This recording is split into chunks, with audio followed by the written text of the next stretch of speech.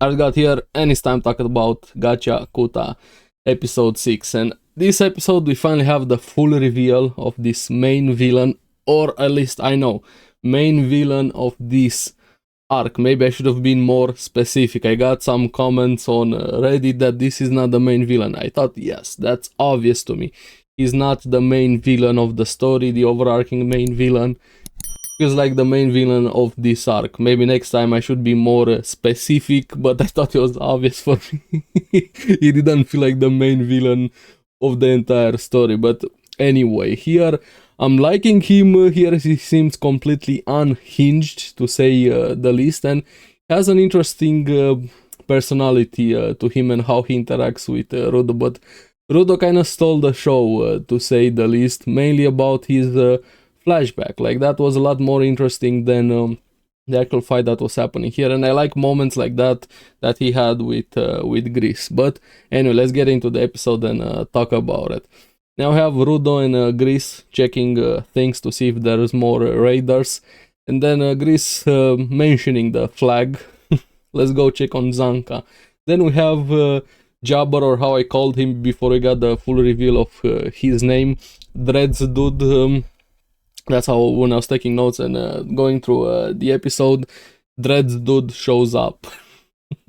But Jabber shows up here, and he instantly goes after Rudo, like, hey, he's that guy. I got the description, instantly wants Rudo. But it seems like he's working with somebody or for somebody, because he says there's someone that wants to meet Rudo. And again, he's not the main villain. It's kind of obvious, but I think he seems like the underling, the crazed underling that somebody uses for job, and he enjoys violence, to say the least. And he reveals that he just knocked out Zanka and used venom on him. I was like, wait, why didn't he just kill him?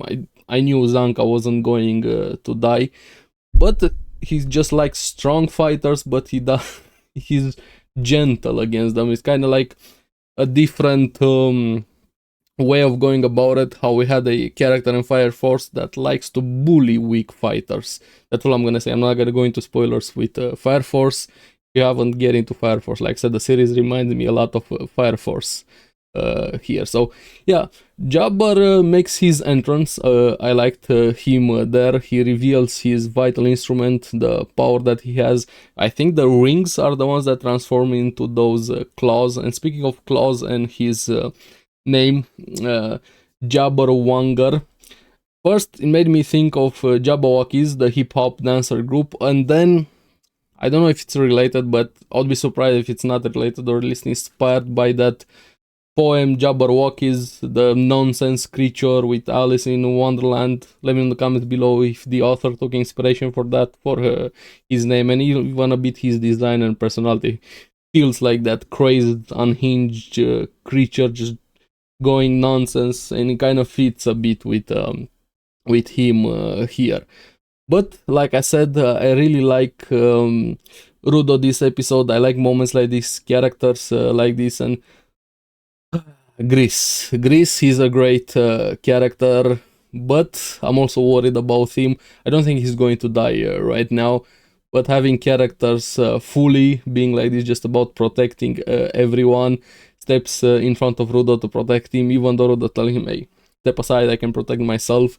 That was a bit arrogant, because we know how he was before, just raging, reckless, rushing into things. But this episode and this moment helped him quite a lot, and thanks to Grease, to get a bit of past his block, his mental block that has been having, and not being able to use his powers. But Dreads guy, how I used to call him, or Jabber, instantly stabs Grease, and like, that's a bit too close to the heart, right? There's no way they're gonna kill Grease, right? That would have been interesting if Grease died here, but would have been a bit disappointed, because he's an interesting character. But also like that black and white thing, the static drawing sketches things they did to replay a bit the events in Rudo's mind, and while he was going into shock, and kind of related it to his trauma that he has with Recto, how he got stabbed, also died in front of him the beginning of the series.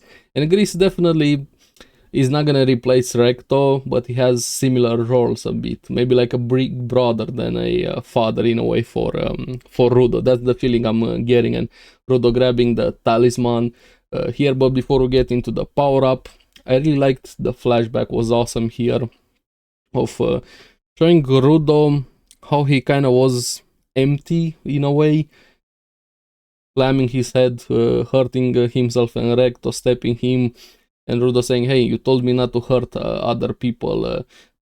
Probably the pain in his hands, the fear of abandonment that he had, even Recto saying it a bit out loud there. And I was like, I think we kind of got that, but Rudo was communicating more with Recto was communicating more with Rudo than with us, the viewers here, telling him fear of abandonment from your parents and worthless, not having any value, and that is gonna play a huge role into Rudo's life, and having that anger and not even know why he's angry there, and not having a reason, motivation to live. And I like Recto. It's probably one of the best fathers in anime in general, especially adopting Rudo. Wants for him to find something he likes, to live a little, and they go try different things there. He doesn't really mesh with anything, so nothing really stands out to him until somebody from the clean side throws something in the garbage. And I think Rudo is a bit like an empath in a way for objects. That the feeling I've got, and actually started crying and breaking down over that broken mask, saying it still has value, it can still be fixed. He wants to fix it all, and like that was the beginning of how he views trash and how he views the world. I definitely see him like an empath for lost objects. Somebody's trash is somebody else's treasure. That I feel like he personifies that, and he finally showed actual emotion, caring about something here. So that was great. And then the reveal back in the present that Gris is still alive, figuring out a bit about Rudo and his power is not to use anything and everything as vital instruments, but it's to bring their full uninhibited worth, the value of objects, to life. And I'm really liking these characters that put and show the value of others and objects into life, value them. And it kind of got a bit triggered when Jabber said that supporters are useless, trying to prove him wrong. I like moments like this quite a lot, and proving him wrong is always great. Proving somebody wrong is an awesome feeling, especially a shithead. I'm gonna start calling him shithead from this moment on. I really like that. That part was funny. Rudo kept calling him shithead even after Jabber introduced himself. And you can tell it bothered him a bit there, but yeah. Then we have here the fight there, and Jabber kept going in but kept missing Rudo with the attacks after Rudo used the talisman to activate the power. It felt like a guarding deity behind him. And at first I thought it deflected the attacks, where it kind of deflects the attacks, but it's able to detect hostile intent and then make that attack miss, deflecting it away, moving it away. But there's a weakness here, and while Jabber can be a shithead, to say the least, he can definitely fight here. And while he was fighting, he was figuring out the weakness that, while this is kind of like the best defense ever, it's only against hostile intent. If an attack or something goes after Rudo without any sentience or hostility, Rudo actually has to dodge, like move himself, because while he was fighting Jabber, he didn't move at all. Jabber was the only one that was moving, and thanks to that, Rudo knew where he was able to punch him. The punches were very satisfying there, but when Jabber threw a rock at him, he figured out a chink into the armor of that defense there. But I really like the first punch. I'm not gonna use the talisman to hit you, wouldn't be right, it's very precious to Gris, but I'm just gonna use my fists and punch you there. That was very, very satisfying here. But after Jabber took a lot of punches, and I needed more, I needed him to take a lot more, I was like, he's gonna do something, right? There's no way this is how it ends. And yeah, he's able to do something. He definitely feels like an unhinged guy, and he's able to step up that even more, and saying, well, what if I go unconscious? It's kind of become berserk a bit, I'm paraphrasing there, and he stabs himself, uses the venom from his vital instruments to become this beast in a way, which he kind of was already, but fully losing control. I don't think that artifact that Rudo has right now is gonna work properly, but we're gonna have to wait and see that for next episode. But this was a really fun episode. I feel like it's gonna be better. I was like instantly, what is the next episode? I wanted to have it already ready. I'm curious how the series is going to be on a binge, not just week to week, but I feel like it's finally ramping up a bit, getting there. I've seen some complaints that people are, when something going to happen? I mean, like, I don't know, give a series time to build itself out. Maybe it builds itself out to be shit, but hey, at least you gave it a fair chance.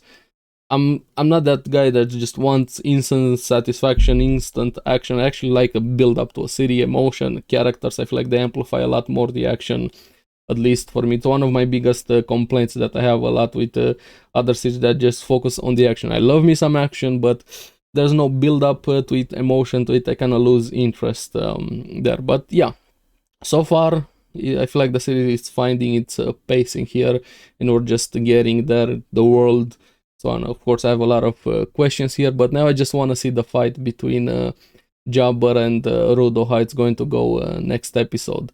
But let me know in the comments below what you guys thought about this episode, what do you think about Jabber, and let me know what I said at the start of the video. Is it related to that poem, his name, and inspiration? And thank you for watching. Remember to like and subscribe, helps me quite a lot, and you guys get the latest videos on the series that I follow. So keep enjoying Gachiakuta. I'm gonna see you again on the next one. Bye bye.